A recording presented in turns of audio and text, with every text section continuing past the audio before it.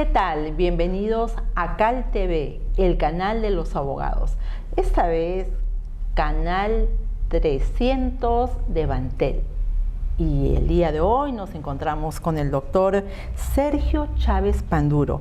Él es abogado, investigador en temas de materia penal, procesal penal y constitucional, con maestría en Derecho y Ciencias Penales, Derecho Constitucional y Derechos Humanos por la Universidad Nacional Mayor de San Marcos.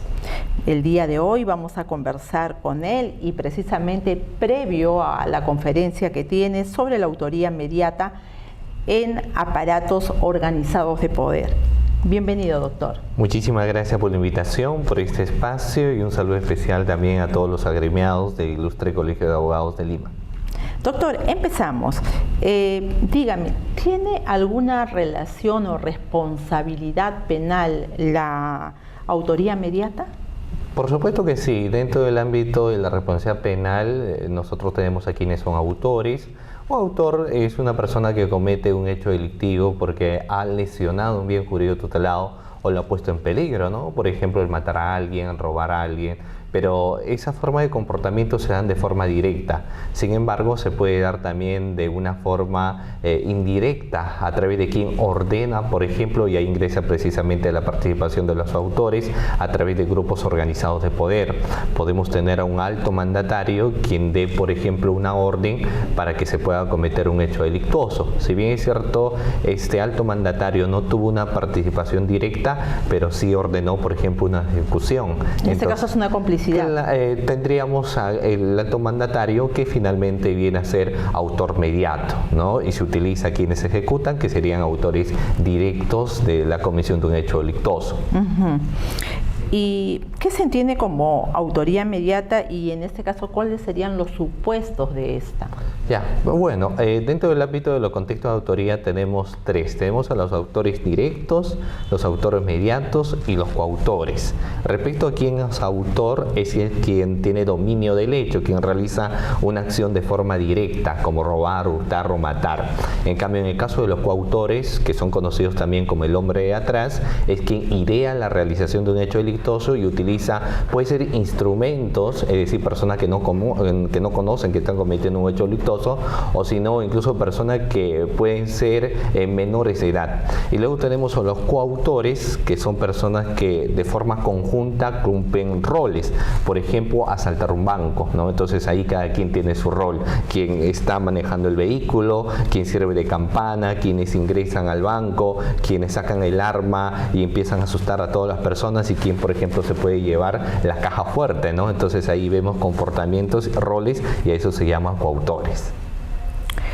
Precisamente estábamos hablando hace un momento, ¿no? ¿Qué sucede, por ejemplo, si a una enfermera, una tercera persona le cambia la medicación y no es la correcta la que le pone, sino un medicamento letal? ¿Qué sucede? ¿Qué sucede en este caso? Porque la enfermera no es la autora directa, ¿no? Ah, claro. Y eso, por ejemplo, es un análisis mucho en el ámbito del derecho de parte general. Se utiliza ahí a quien actúa como autor mediato y a quien viene a ser un instrumento. El autor mediato es quien planifica. En este caso podría ser quien decide acabar la vida de un paciente poniendo pues las sustancias y demás medicamentos que le van a ocasionar la muerte. Y llama, por ejemplo, a una enfermera, quien es en el ámbito jurídico denominado instrumento, y a ella le dicen, bueno, tú tienes que poner la inyección, no tienes que poner la ampolla. Y ella es la que pone desconociendo, ¿no?, que esta tiene pues una sustancia letal. Entonces la enfermera no responde como autora porque ella fue instrumento. Ahora, ¿qué pasaría si es que ella sí tenía conocimiento? Entonces se transforma en una autora directa del hecho porque ella fue la que ejecuta una acción, que es la de haber puesto la ampolla. Y ahora, hablando de los tipos de autoría, y qué, en este caso, qué sucede cuando se es cómplice? Muy bien. El aspecto de la complicidad dentro del ordenamiento jurídico nos señala que cómplices es la persona que auxilia a otro, o se puede denominar también cómplices quien facilita la comisión de un hecho delictuoso.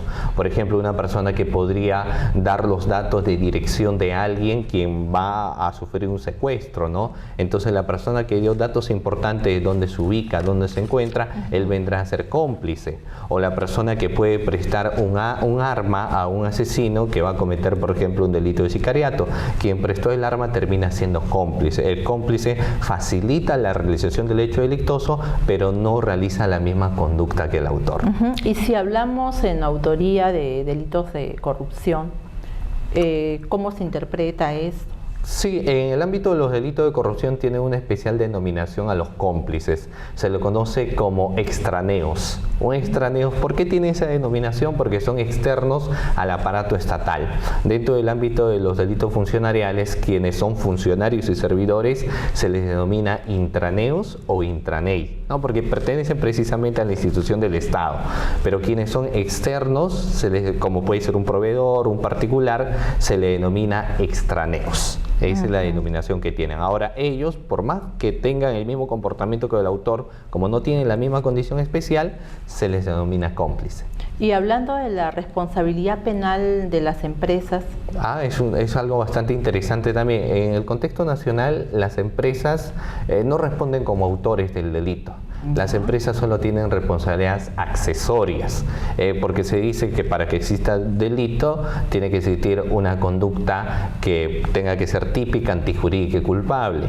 Y respecto a esa conducta se analiza el contexto de la conciencia, de la voluntad, y se entiende que la empresa no tiene voluntad sino quienes forman parte de la empresa, que podrían ser los gerentes. Por esa razón es que la legislación nacional señala de que las empresas jurídicas no serán autores de un delito, sino solo tendrán responsabilidades accesorias. ¿Esto qué quiere decir? Que podría existir clausura de la empresa, puede haber un pago, un monto de reparación civil, pero no serán autores de un delito. Y si hablamos de los grupos de poder, ¿cómo funciona esto? Dentro del contexto del grupo de poder, precisamente ahí vemos grupos organizados, ¿no?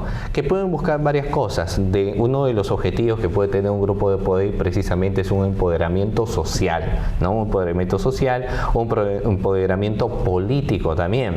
Y si es que han ocupado un cargo importante, entonces a través del cargo que ellos tienen pueden dar determinadas directrices. Por ejemplo, tenemos en el marco constitucional a quienes son altos funcionarios públicos, y obviamente un alto funcionario público tiene sobre ellos otro funcionario más y servidores, la cual por la investidura que él tiene podría dar una orden, ¿no? Entonces quien es funcionario se caracteriza también por dar órdenes, y quien ordena utiliza un grupo de poder para que puedan ejecutar, por ejemplo, hechos delictuosos.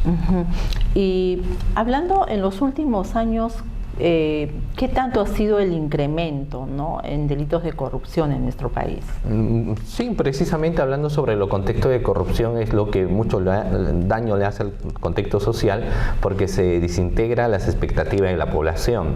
Precisamente la población deja de confiar en instituciones porque hay hechos de corrupción, y se considera que ya no vivimos pues en una sociedad donde impere, por ejemplo, la meritocracia, sino la dedocracia, ¿no? Entonces no importa que no pueda haber preparación, pero si hay grupo, claro, si hay amigos, si hay compañerismo, ¿no? Entonces terminan eligiendo a alguien así. Entonces los temas de corrupción es algo que siempre ha existido y que se busca combatir. En los últimos tiempos se han generado nuevas figuras delictuosas a consecuencia precisamente de incrementos de hechos de corrupción en determinados contextos. Entonces podríamos decir que si bien es cierto se batalla con temas de corrupción, siguen existiendo, o los hechos de corrupción se van transformando también. Entonces hay que combatir esas transformaciones de corrupción. ¿Ese aumento podríamos decir que ha venido o se ha dado después de la pandemia o durante la pandemia?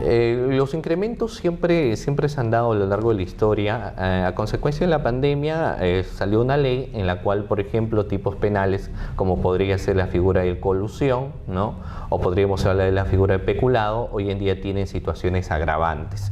Y un contexto agravante precisamente son las situaciones de calamidad, ¿no? Dentro de la calamidad y también situaciones de emergencia. Entonces, si un funcionario y servidor desde la promulgación de esa ley comete un hecho de corrupción, entonces habrán mayor pena privativa de libertad sobre ese funcionario. Y que se ha dado con algunos gobernadores en el interior del país durante la pandemia, ¿no? Han habido denuncias muy fuertes precisamente con respecto a este tema. Cuando hablamos de corrupción, por ejemplo, en la compra de medicamentos y todo esto que en algún momento se visibilizó, ¿no?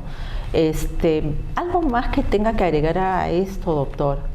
Bueno, definitivamente también hay que señalar que en el hecho, por ejemplo, de los temas de funcionario y servidor, un funcionario puede ocupar el cargo producto de una elección popular, ¿no? En el caso de los presidentes, los alcaldes, los gobernadores, pero uno puede llegar a ser funcionario también producto de un proceso de evaluación.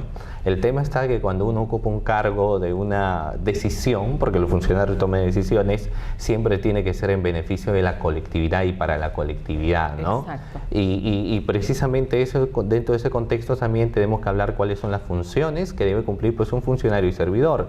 Finalmente, si cometen un hecho irregular, van a ser sometidos a un proceso de investigación, ¿no?